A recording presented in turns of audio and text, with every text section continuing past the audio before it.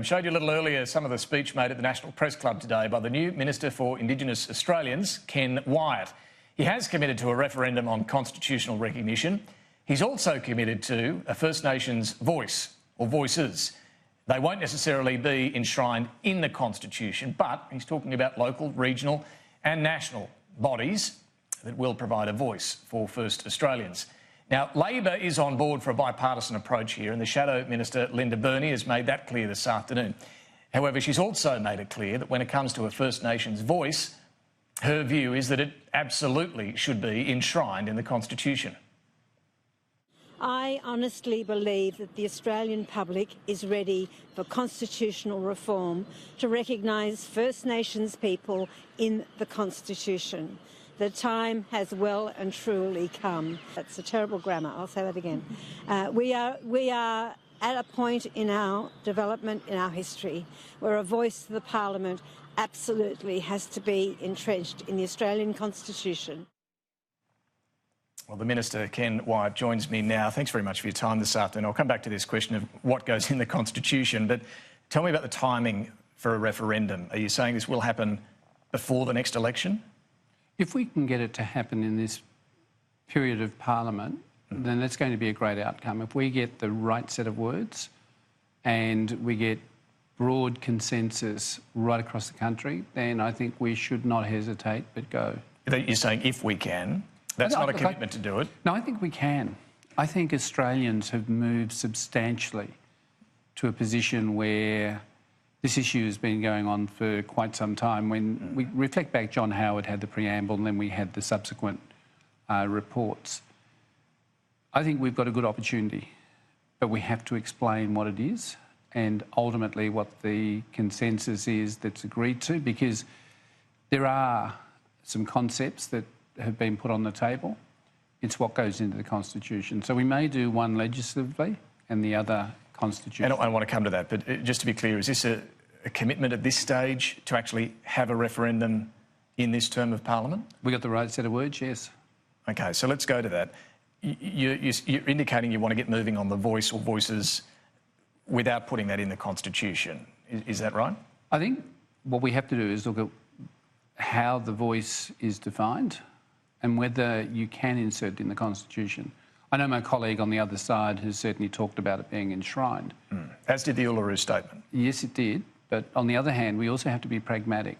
It's about what will be acceptable in a referenda process that people will accept and states and territories will accept. We cannot afford to let it fail. And you don't think that would be acceptable to a majority of Australians to enshrine a voice in the Constitution? No, I don't know that yet. And that's why I made the comment earlier. Co-design is absolutely critical. So you are open to that still? Well, I'm open to whatever's on a clean page. The concept would have to be considered very carefully in the context of the legal implications that a constitution brings, because once you insert words into the Constitution, then you have to be very mindful of a future when the High Court may rule in a way that was never intended. The parallel to this is Section 44 of the Constitution. It seems straightforward, but we've now had a number of people lose their seat and have to recontest, and now we've got this other proposition that's come forward today saying there's 26. Yeah, and a lot of people would say if we had our time again, we'd write Section 44 in the Constitution a little differently. It's a good point, but this is also a breaking point for some of those who were involved in the Uluru Statement. As you know, they are adamant this must go in the Constitution, this First Nations voice or a reference to it. Well, it depends on how we word it, and I will consider what comes out of all the processes we have, but certainly Cabinet would endorse those sets of words and what we would take, but we'd also need bipartisan support, and then ultimately we would go with a question to the Australian people. OK, so that is something still to be worked on, what the wording is and whether there is a reference to a First Nations voice in the Constitution. Well, we've got to seriously consider what the voice is. So let's talk about that. What does the voice look like at the moment to you? Well, to me, the voice looks like an enmeshment of state and territory structures, because there are voices through, say, the New South Wales Land Council, WA, the Aboriginal Lands Trust and so on. But then you also have the opportunity to look at how do we bring community voices into the body of what they want and what they're seeking to have changed at their community levels. We tend to, as governments, and all of us have done this historically, if we've gone to the peaks and the leadership of the peaks.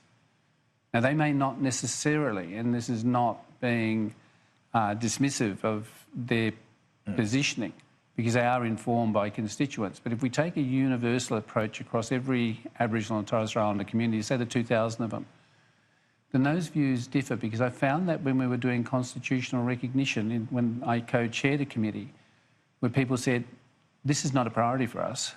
We want our water fixed, or we want better education, better health. So how do you get these bodies, whether it's the Land Council or something similar, to be genuinely representative? Do they have to be elected? No, I think that the structures that exist are either statutory or they are community-controlled organisations. But it's where people make choices not to belong to those organisations we also have to factor into our thinking. Whilst we have a long way to go in terms of some of the closing the gap targets, we're still achieving outcomes that we can celebrate. So how do I ensure, and our government ensures, that health services are uniform across the country in terms of people accessing just primary health care alone, let alone any other health service? And so what do these bodies then do? If they're at a regional level, say there's a number of them in New South Wales, what are they doing? Well, they are providing advice to government. The state government? To state governments. And what I don't want to do is cut across that flora of networks that have already been established that do provide advice up to state and territory governments. I personally would see them enmeshed in what we're doing. That if there are empowered communities, as we've established 8, then they connect with structures at their local level. But alternatively, where we don't have empowered communities, then I want to use those voices to feed through to us so that we can consider it in the context with state and territory ministers. Do you also have one national body? Well, look, my leaning is to one national body. What the shape of that body is has to be determined. I want to seriously co-design that. I don't want to predetermine what it should look like. But when you say that, are you talking about a body that would advise the federal parliament? Well, yes, I am, because we had ATSIC in the past, but we don't want to return to an ATSIC model. I think that ATSIC had its time and place. It had immense value. It gave communities an opportunity to bring forward their concerns, their priorities, etc.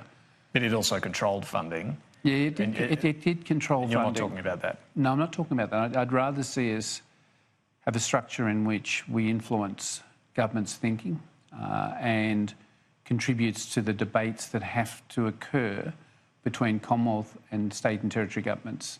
Now, the establishment by the Prime Minister, Scott Morrison, of the 40 organisations in the coalition-led group sitting at tables with state and territory ministers is a tremendous step forward. And that informs the COAG process. So at the moment, they're refining their positions in respect to closing the gap targets. So that's a model that can work? That is a model that does work. And the Prime Minister also has had historically an Indigenous Advisory Council? Yeah, he still has that, and that'll continue, because that body also brings a set of voices to a table on issues, and they're reflected in our responses to some of the work that we're doing. And would that coexist with this sort of national voice? Well, it's a point I made earlier, David. I don't want to take away successful instruments that are in place already, because it is the avenue for voices to the Prime Minister. But if we had something of a national nature, then that would have some complementation to what exists. It's like Congress. Congress had its place and certainly shaped some of the thinking with ministers. Of course, any sort of national body is going to have authority. It's going to be vested, certainly in the public's eye, as an important institution speaking on behalf of Indigenous Australians to Parliament. And you know, this was Malcolm Turnbull's concern, difficult to ignore for any government as well. How would it be formulated? Are we talking necessarily elected or not? That I want to work through, because Even if I take the simple construct of an organisation that all of us listen to, the Productivity Commission, the Productivity Commission undertakes work on specific priorities. For WA members, it was the WA GST issue. When they it's listened to and it's authoritative. It has authority and its reports a table. No government has walked away from the Productivity Commission because it gives invaluable advice that allows us to see another element to the work that we're doing nationally. Whether it looks like that or not, let's see what unfolds. Look, critics have long argued that anything we do on this front is going to divide us in the Constitution between Indigenous and non-Indigenous Australians, drawing a line and saying we're different. Do you accept that at all? Well, let's think about the Constitution. When it was written, there were no Indigenous people involved, but Section 127 included natives or Aboriginal and Torres Strait Islander people not to be counted in the census. That was struck out in the 67 referendum, but 5126 does include reference to the Commonwealth having the power to make laws for Indigenous Australians. The race power. They're already in there, and then Section 25 is the race power. So those distinguishing factors were already there. And what do you say to Pauline Hanson, who has said she's Indigenous because she's born here? That sounds very much like suggesting there's nothing special about being Indigenous Australian. I think Pauline's comments are based on what I've seen as a dictionary definition. And the dictionary definition talks about if you're born in a country, then you're Indigenous in that country. But if we take the notion that Indigenous is First Nations people, then Pauline would not be Indigenous. But look, I respect her position. Is it offensive? Excuse me, I don't agree with it, but... But is it offensive? Well, in one sense, it can be construed as offensive, yeah. Do you find it offensive? Oh, look, I've watched Pauline over a period of time. I quite like Pauline because she's different. And she speaks her mind, which is important in a democracy. I meet with her on issues, and I'll continue to meet with Pauline even on this issue. And while she's made these statements, let's not detract from the opportunity we have as a country to combine our efforts to make a difference, that constitutional recognition, which is the birth certificate of this nation, that we're reflected in it in a very different way to what it used to be at the beginning of Federation.